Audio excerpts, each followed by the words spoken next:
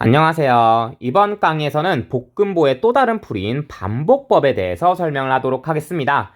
제가 이 한국말 명칭이 반복법이 맞는지 몰라가지고 일단 Iterative Method라는 영어 정식 표현을 달아왔고요. 오늘은 이 반복법이 뭔지 설명을 하는 강의가 되겠습니다. 자, 이 슬라이드에서는 우리가 이전 강의까지 했던 일반 방법 있죠. 그러니까 변형률에서 응력 구하고 축력 구하고 mn값 구했던 그 방법과 반복법이 도대체 어떤 차이가 있는지를 먼저 비교를 할 겁니다. 그리고 그 다음 슬라이드로 넘어가서 반복법을 그래서 어떻게 하는 건지 설명을 자세히 드리도록 하겠습니다. 자, 일반 방법에 대해서 먼저 설명을 할 건데 정확히는요. 일반 방법이 왜 어려웠는지에 대한 이야기를 할 겁니다. 앞에서 이제 문제를 풀어보신 분들은 알겠지만 되게 계산이 복잡하잖아요. 그 계산이 복잡했던 이유는 이 입실론 S 프라임에서 시작을 합니다. 얘는 변형률 중에서도 압축 철근의 변형률이죠. 이 일반 방법의 처음 풀이는 이 입실론 S 프라임에서 탄성 가정을 하는 것부터 시작합니다. 이 탄성 가정을 하는 순간부터 풀이가 어려워지기 시작하는데 왜 탄성 가정을 하는 게 풀이를 어렵게 만드는지 여기 부분에서 설명을 드릴게요. 일반 방법은 먼저 변형률에서 시작을 한다고 제가 말을 했었죠. 자, 변형률은요 총 3가지가 있었습니다. 인장철근에 해당하는 입실론 S가 있었고요. 그 다음 압축철근에 해당하는 입실론 CU가 있었죠. 이 입실론 S는 항복 가정을 했고요. 입실론 이 CU에서는 0.0033이라는 가정을 했습니다. 자, 그래서 요거를 바탕으로 먼저 축력을 구해보면은 이 항복을 했을 때의 축력은 되게 쉽죠. 인장철근이니까 인장력을 만들 거고 이 T는 AS, 그냥 면적이고 항복력은 FY입니다. 그 문제에서 보통 이 AS와 FY는 숫자로 나와요. 그래서 얘 계산하면은 뭐 그냥 숫자로 뭐 한 1000 정도? 뭐 요 정도 값이 그냥 나옵니다. 그러니까 여기까지는 계산이 되게 쉬워요. 이 입실론 CU까지도 계산이 되게 쉽습니다. 얘 입실론 CU에서 요 콘크리트의 압축력을 구해보면은 등가응력 블록 모델을 해볼까요? 얘는 0.85 FCK AB가 됐습니다. 그러니까 요 AB가 면적이었고요. 요 0.85 FCK가 뭐 주어지는 숫자였죠. 그 다음에 만약에 이게 복근보가 아니라 단근보였다고 해볼게요. 그러면은 인장철근과 콘크리트가 다이기 때문에 이 T는 C, 이 ASFY는 0.85 FCKAB다 라는 걸로 그냥 간단하게 문제를 풀면 됐습니다. 근데 우리가 지금 다루고 있는 복근보의 문제는 여기서 시작을 하죠. 입실론 S'인데 자, 얘를 이용해서요. 축력, 그러니까 CS죠. 철근의 압축력을 구해보면요. 면적은 AS 프라임이었습니다. 그 다음에 응력을 구할 때 후계 법칙을 써야 됐죠. 그래서 후계 법칙은 탄성계수 곱하기 이 입실론 S 프라임, 이제 0.85 FCK를 한번 빼줬습니다. 여기서 핵심 문제는 뭐냐? 탄성계수 곱하기 입실론 S 프라임이 문제가 됩니다. 그러니까 탄성이 됐으니까 후계 법칙 때문에 이 ES 입실론 S 프라임을 쓴 거잖아요. 이 순간 어떤 문제가 구체적으로 발생하냐? C는 T를 이용해서 우리가 했던 게 뭐냐면 중립축인 요 C 값을 구하는 거였습니다. 그러면 C에 대한 방정식이 하나가 있어야 하죠. 그래서 T는 CC 더하기 CS를 했는데 문제가 이 식에 지금 미지수가 2개라는 겁니다. 첫 번째 미지수는 요 A 있죠. 요 A가 지금 C를 포함하고 있습니다. 베타 1C였기 때문에. 그래서 여기 있는 이 A에 C라는 미지수가 포함되어 있고요. 그 다음에 후계 법칙 ES 입실론 S 프라임에서 입실론 S 프라임이 미지수 하나가 됩니다. 그래서 일단 C라는 2차 방정식을 만들 건데 미지수가 C도 있고요. 이 입실론 S 프라임도 있습니다.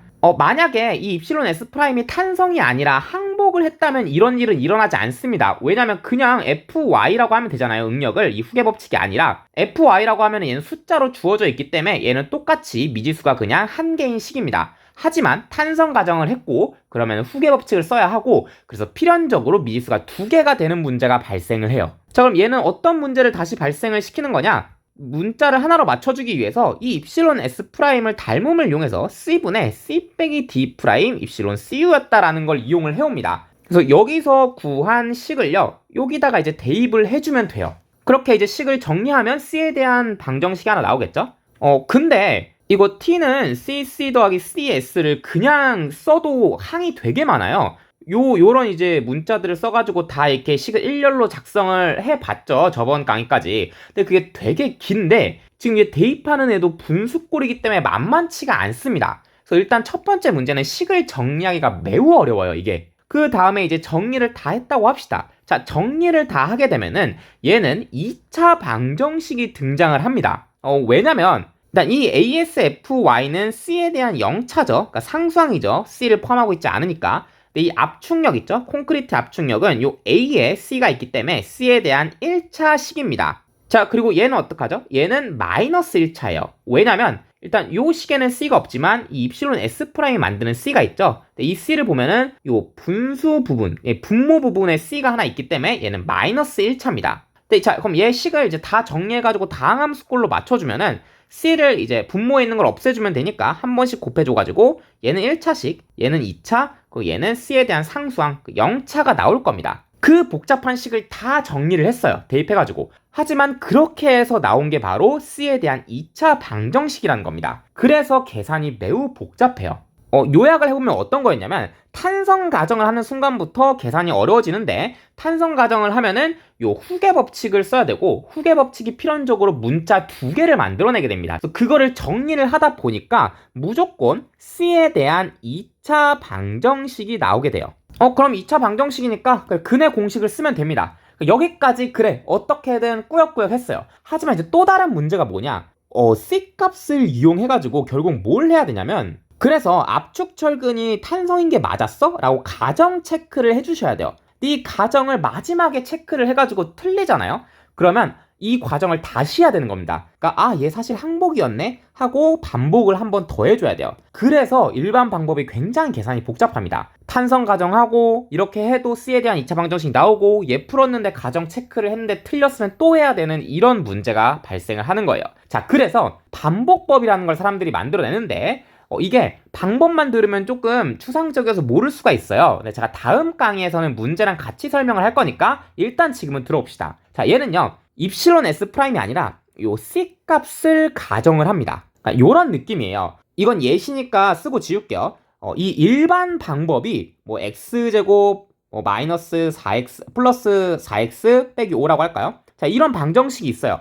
요런 방정식을 만들어가지고 요렇게 해서 뭐 인수분해를 해서 푸는 게 일반 방법이었다 라면은 이 제가 설명하는 반복법은요 그냥 이 x값을 때려 맞추자는 겁니다. 그냥 가정을 해보자는 거예요. x는 뭐 한 2 정도 될까? 해놓고 2를 넣어가지고 그럼 2를 넣으면 이 식을 만족하지 않겠죠? 그럼 2는 아니겠네. 그럼 x는 1을 넣어볼까? 1을 넣으니까 이 식을 만족하네. 그러면은 아마 x는 1일 것이다 라는 추론을 하자는 거예요. 그래서 C 값을 먼저 가정을 하고요. 가정에서 나온 값을 요 C는 T에다가 넣어서 확인을 해요.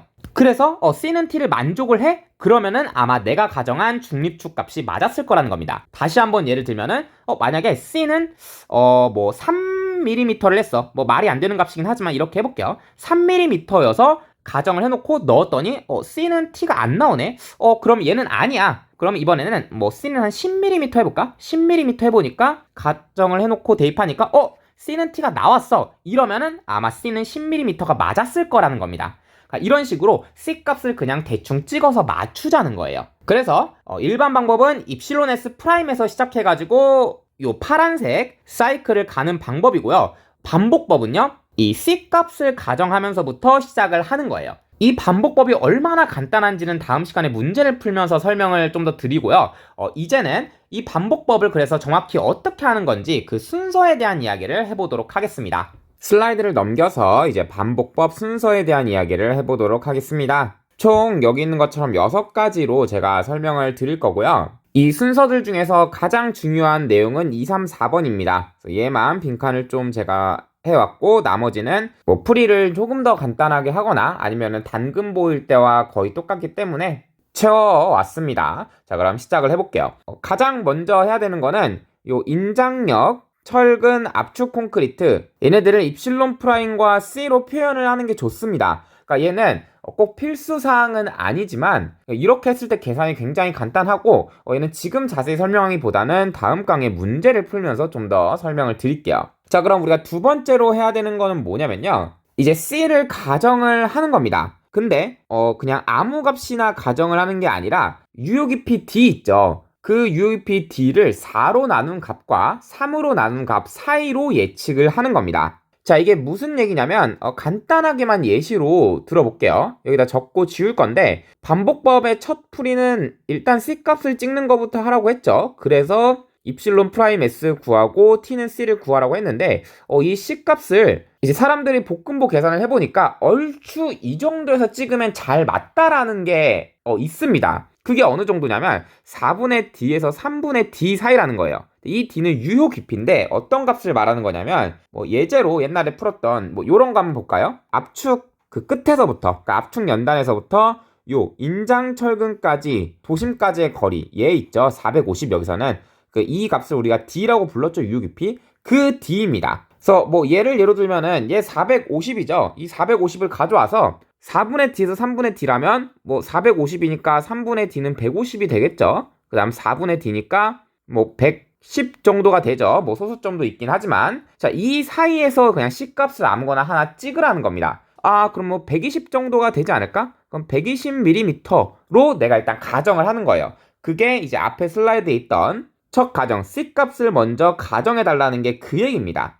일단 이 부분은 좀 이따가 지우고 계속 논리 진행을 해볼게요. C를 4분의 D에서 3분의 D로 한 개를 찍은 다음에 하는 거는 이제 인장력과 압축력이 똑같다. 즉 C는 T가 똑같은지 확인을 하면 되죠. 근데 그거를 C 빼기 T가 0인지를 체크한다라고 저는 적을게요. 그냥 C 빼기 T를 하든 C는 T를 하든 사실 수학적으로는 같은 얘기죠, 이 둘. 근데 제가 문제를 풀어봤을 때는 저는 이 방법을 좀 더 선호하기는 합니다. 그러니까 C 빼기 T는 0인지 아닌지를 체크하는 걸 좀 더 선호하고 이 C 빼기 T는 0을 하는 과정도 잠깐만 자세히 설명을 드리면은 이제 C를 우리가 알았다는 거죠. C 값을 구했어요. 우리가 어떻게? 그러면은 여기 입실론 프라임 S를 그 다음에 제가 구해달라고 했는데 이 입실론 프라임 S 이 오른쪽에 얘 있죠. 얘 여기다가 C 값을 알기 때문에 C랑 D 프라임 입실론 CU를 넣어서 입실론 프라임 S를 그렇게 구하시면 됩니다. 자, 그러고 입실론 프라임 S를 다 구했으니까 그 다음은 요 C는 T를 할 수가 있어요. 왜냐면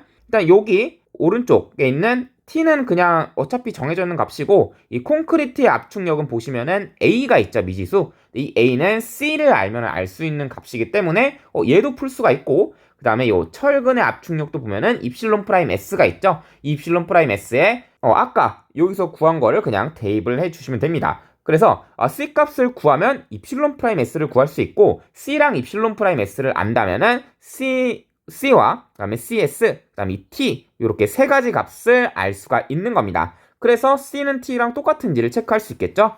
제가 아까 했던 설명을 덧붙이면은 C 빼기 T는 0이 되는지 안 되는지를 우리가 체크를 할 수가 있습니다. 이런 식으로 체크를 했다고 해볼게요. 근데 아마 매우 높은 확률로 C 빼기 T는 0이 한 번에 완성되지는 않을 겁니다. 아무리 반복법이 간단하고 해도 이 120mm가 한 번에 맞을 리는 거의 없어요. 실제로는 두 가지 경우가 생길 겁니다.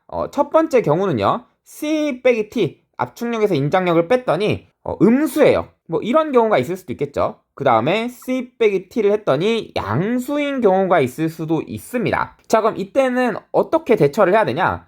이게 안 맞았으니까 다시 처음으로 돌아와서 C 값을 가정을 해주면 되는데 이때는요. C 빼기 T가 음수라면은 C 값을 약간 증가를 시켜서 다시 풀어줍니다. 그리고 양수라면은 C 값을 감소를 시켜주는 거예요. 왜냐? 어차피 이 둘은 역과정이니까 이 첫 번째 과정만 제가 간단히 설명을 해드리겠습니다. 그 앞에 슬라이드로 돌아가서 여기에 이제 C 빼기 T를 하라는 거는 철근의 압축력, 콘크리트의 압축력, 철근의 압축력을 더하고 인장력을 빼라는 거잖아요. 일단 이 인장력은요, C를 포함하고 있지 않습니다. 근데 이 콘크리트의 압축력과 철근의 압축력을 보시면은 C를 포함을 하고 있죠. 조금 더 식을 자세히 보시면, 그러니까 여기 있는 애들을 보라는 겁니다. 여기 있는 식들을 좀 자세히 보시면은 C 값이 증가하면요, 같이 증가를 하게 됩니다. 그러니까 C가 증가를 하면은 A 값이 증가하겠죠. 그 등가항력 블록 깊이. 그러면은 A 값이 증가하면은 콘크리트의 압축력, 그러니까 얘 있죠. 얘가 증가할 겁니다. 이거는 아주 간단한 수학적 얘기니까 굳이 하고 넘어가진 않을게요. C가 증가를 하면요. 입실론 프라임 S도 증가를 할 거고요. 그 다음에 철근의 압축력도 증가를 하게 됩니다. 그거는 요 식을 보면은 알 수가 있는 거죠. 그래서 C가 증가를 했다는 건 압축력이 조금 더 커졌다라는 얘기입니다. 중립축 이 C가 크면은 압축력도 커지는구나. 스몰 C가 커지면 큰 C도 커지는구나. 요 사실을 기억하고 아까 슬라이드로 넘어가 볼게요. 자, C 빼기 T가 0보다 작대요. 근데 우리의 목표는 뭐냐? C 빼기 T는 0을 맞춰주는 거죠. 그러니까 0에 가깝게 해야 한다면 지금 얘가 음수라는 건요. C가 너무 작았다라는 얘기입니다. 그러니까 이 압축력이 너무 작았으니까 음수가 나왔을 거 아니에요. 그럼 이 압축력을 올려줘야 되는데 압축력을 올리려면요. 중립축 C 값을 증가시켜야 한다고 아까 말을 한 겁니다. 제가. 그래서 음수가 나왔다면 C 값을 증가시킨 상태에서 한 번 더 하는 거예요. 이 과정을. 그래서 여기까지 이렇게 해놓고 C 값을 증가시키거나 혹은 감소시켜서 3번 있죠? 얘를 반복을 해주시면 됩니다. 그러니까 C 빼기 T를 한번 다시 체크를 해주는 거죠. 이 C 빼기 T는 0이 맞았는지 이거를 계속 체크를 해주시면 됩니다. 근데 이 C 빼기 T는 0이 딱 맞을 리는 거의 없고요. 그 오차율이라는 게 존재를 할 텐데 그 오차율이 한 3% 정도 될 때까지 해주시면 됩니다. 그러니까 저는 일단 3%까지 계산을 하는 편이고 이 오차율이 뭐냐면요. 여러분이 구한 인장력에다가 압축력과 인장력을 뺀 값의 분수꼴을 말합니다. 이거는 지금 말고 다음 강의에 문제 풀 때 좀 자세히 설명을 해드릴게요. 지금은 여기 필기만 좀 해놓고 그렇게 해가지고 C는 T가 되는 이 중립축 스몰 C 값을 찾았습니다. 자, 그러면 이제 끝난 거니까 그 다음에 우리가 해주던 걸 해주면 돼요. 그 축력 계산까지 지금 다 한 거죠. 결국에 C는 T를 했으니까. 그럼 이제 공칭 인강도를 구해야 되는데 여기서 해야 되는 게 뭐 인장철근 가정 한번 확인해 주는 거랑 그 다음에 공칭 인강도 해주는 이 5번 6번만 해주면 되는 겁니다. 얘는 앞에랑 이제 별다를 게 없어서 따로 설명은 드리지 않을 거고요. 얘도 문제를 통해서 설명을 자세히 드릴게요.